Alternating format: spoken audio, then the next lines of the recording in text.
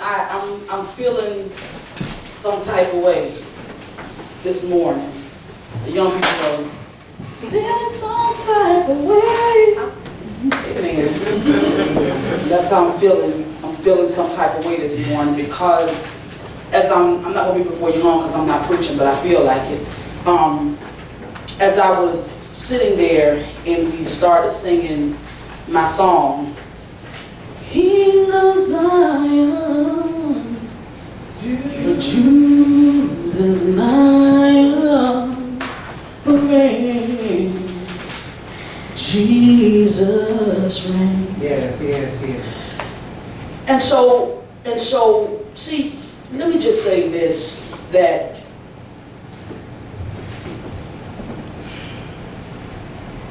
worship has to come from your experience with God. See, you can't, it's difficult for people to tap into that when you don't have history with God. You understand what I'm saying?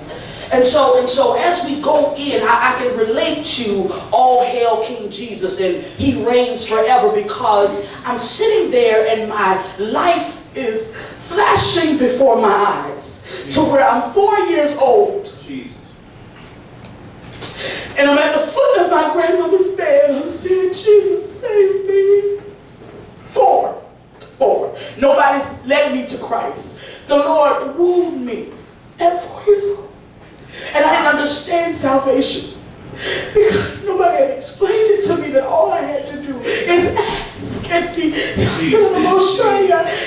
comes. And then I go to when I'm 7 years old, when I'm at the revival, at the tent. You know, not nice air-conditioned, plushy building. I'm outside with hard chairs under a tent. It's hot. Mosquitoes are biting us. But the man said, call on Jesus.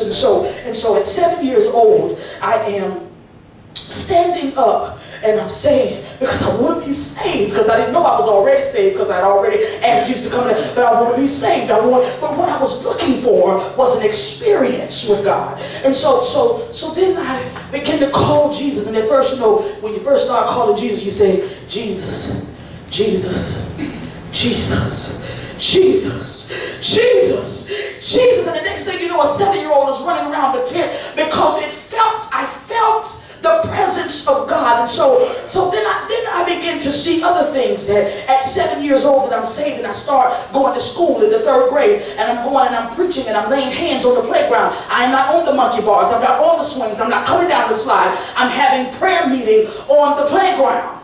I'm trying to set you up for why we had to read Jeremiah, the 1st chapter, because before he formed me, he knew me and he called me and he ordained me and he set me apart. So I didn't call myself this morning, and I have the experience to stand up here and I can worship God without the piano, without the keyboard, without a tambourine, because I have an experience with him. So then I look at from 7 to 12.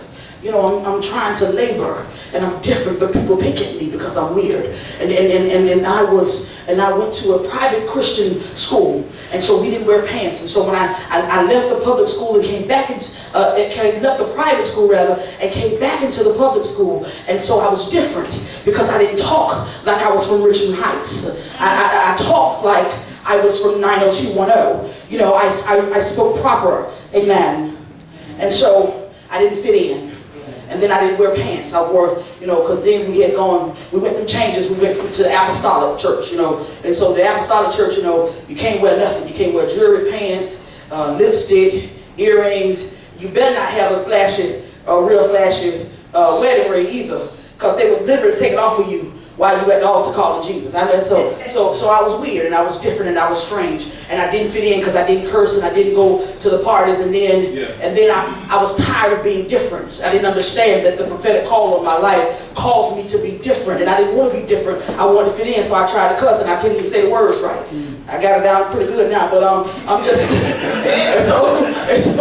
And so I wanted to be different, and I wanted to have a boyfriend. And so things that, because I didn't stay on the path, because no one did the best they could, but no one understood, even the adults didn't understand the prophetic call. And so I wanted to be different, and I got off the path, and I suffered some things because of that. I went through some trials, I went through some tribulations, went through a bad marriage, a relationship or two that I shouldn't have been in. And so, but now here I am today.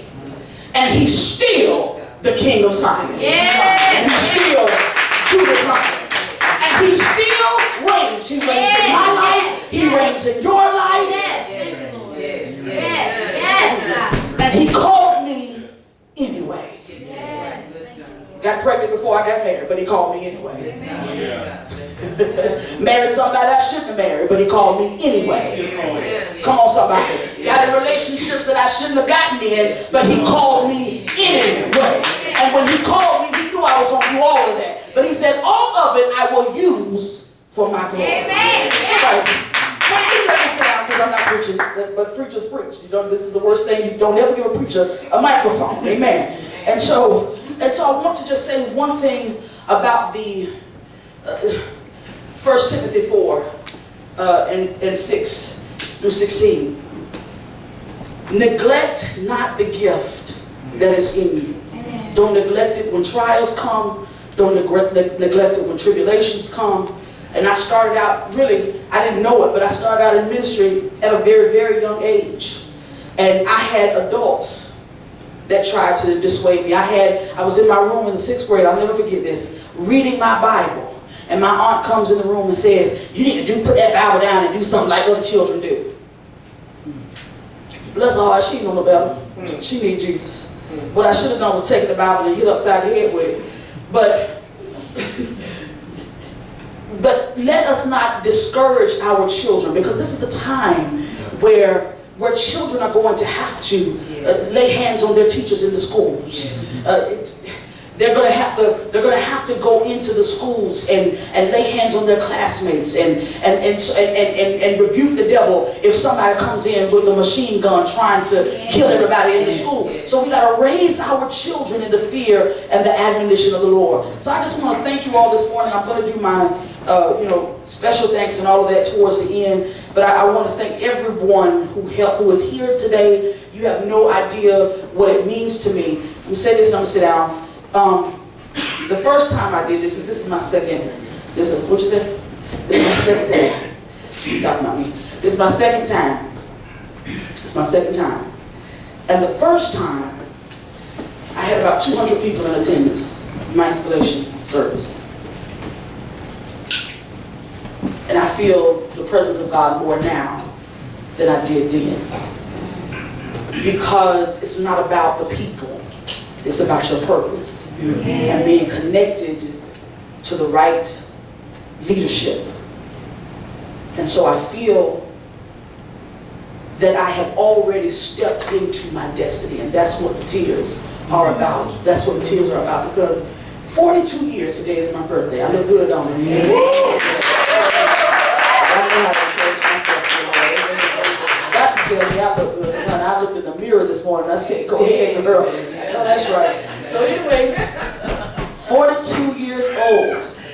Amen. Glory.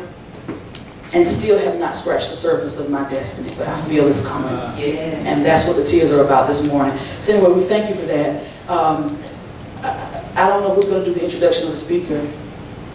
I'm going to do it. Okay, amen. Wow, what can I say? I met this man through my spiritual father, George Bloomer. And there was a connection, and then there was a reconnection. And so I wasn't prepared to do this. So it just comes from the heart then. And so I thank God, because since we have, and it's been about a month, I would say, but maybe a little over a month, but I have felt myself come to another level spiritually. And again, we were supposed to do this another way this morning. Nothing against the way that I was going to go. It just wasn't the way for me. So we can't fall out with people. Can't fall out with people. So But I do know, and I honor him for who he is, because I do know that much of where I'm going, he is going to be he has already been instrumental in that. And so you have to know how to submit to leadership, because, you know, and you have to know how to get under the right leadership. And so he is a man of God. He is a prophetic wonder. Yes, Lord. Yes, Lord. Yes, Lord. My God, I'm telling you, and you can't bring me nothing about him. Amen. Let me just say that. Let me just say that. You can't bring me nothing, because I know when God has connected me with someone. So he is the pastor of Covenant Restoration International Ministries and the apostle of Covenant Apostolic Network. Amen. I'm a prophet, so anyway,